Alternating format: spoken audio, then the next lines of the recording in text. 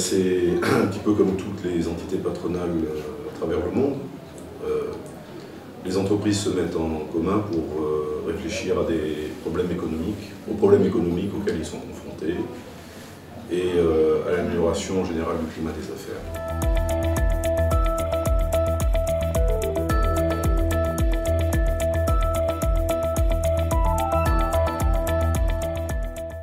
Alors effectivement, il y a deux entités patronales en Centrafrique. Il y a l'UNPC, l'Union patronale centrafricaine, qui regroupe principalement les petites entreprises, et il y a le JICA, donc, qui regroupe les grosses entreprises en règle générale. Alors effectivement, il y avait des corps de métier que nous n'avions pas dans le JICA, et c'est pour ça que nous avons commencé à élargir.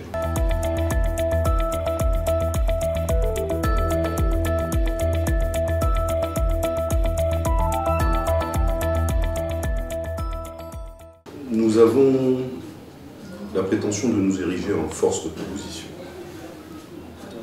Nous discutons avec les pouvoirs publics pour qu'ils puissent prendre des mesures justement pour améliorer l'environnement économique, améliorer le climat des affaires, et ce dans les domaines de la fiscalité, dans les domaines sociaux et dans les domaines de la protection juridique de nos investissements.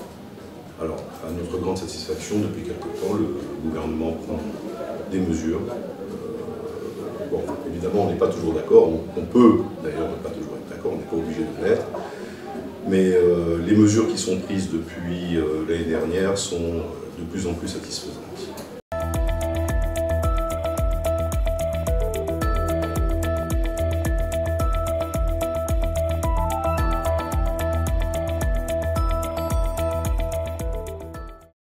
Écoutez, nous, on attend le retour à la stabilité sur l'ensemble du territoire pour pouvoir développer nos affaires, étant entendu que l'équilibre de l'État dépend de notre équilibre. Un État qui n'est pas équilibré, c'est un État qui n'arrive pas à couvrir ses besoins, ses charges régaliennes, et donc ça crée de l'insatisfaction.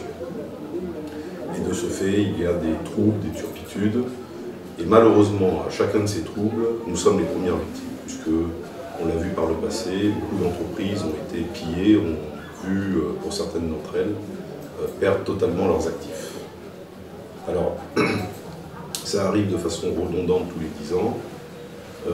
Nous espérons que ces situations vont cesser une fois pour toutes, et que nous allons pouvoir développer en toute quiétude.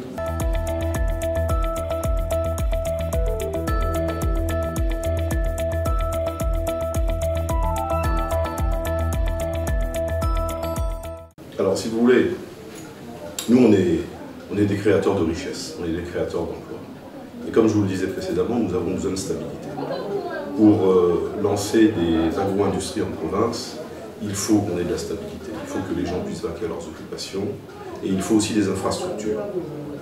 Et c'est toutes ces questions qui sont à l'ordre du jour avec le gouvernement, qui s'est d'ailleurs engagé à mettre l'accent sur le développement des infrastructures, à négocier donc avec les groupes armés un retour au calme pour que chacun puisse vaquer à ses occupations.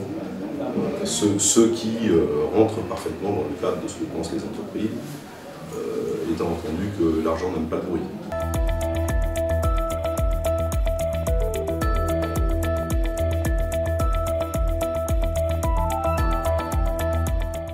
Alors, le secteur de la foresterie est un secteur sensible parce qu'il est adossé à un cours mondial. Malheureusement, le cours mondial est extrêmement fluctuant. Qu'est-ce que ça veut dire? Ça veut dire qu'on ne peut plus aujourd'hui se baser uniquement sur l'exportation des matières premières. Il faut qu'on transforme.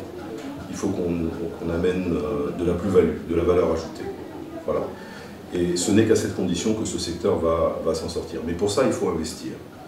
Alors, qu'est-ce que ça implique? Ça implique qu'on ait une fiscalité qui soit mieux régulée, d'une part, pour nous permettre d'investir, et arriver à terme, à très court terme d'ailleurs, à ne faire que des produits, ou tout du moins à 95% des produits transformés. Ce qui par ailleurs va générer de l'emploi et générer de la fiscalité et de la richesse.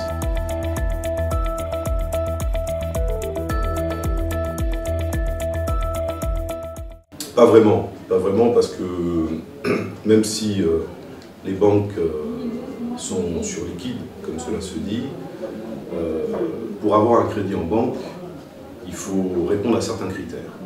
Or, aujourd'hui, beaucoup d'entreprises ne sont pas structurées pour répondre donc à ces exigences.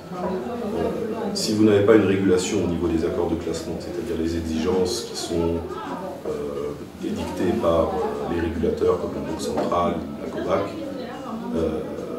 les gens n'auront pas plus accès au crédit demain qu'aujourd'hui ou qu'hier.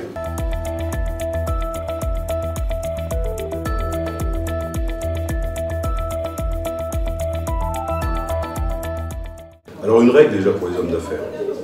Soit on fait des affaires, soit on fait de la politique. Les deux ne sont pas compatibles. Mais par contre, nous devons d'accompagner le gouvernement dans ces différentes démarches et de continuer à discuter avec les pouvoirs publics pour arriver justement à faire en sorte, comme je vous le disais précédemment, que des mesures soient prises, des mesures fortes soient prises pour assainir le climat et assainir l'environnement. Alors évidemment, depuis quelque temps, les choses s'améliorent. Il reste encore beaucoup de choses à faire, mais il est évident que si on continue sur cette voie, on arrivera une fois pour toutes à relever économiquement le pays.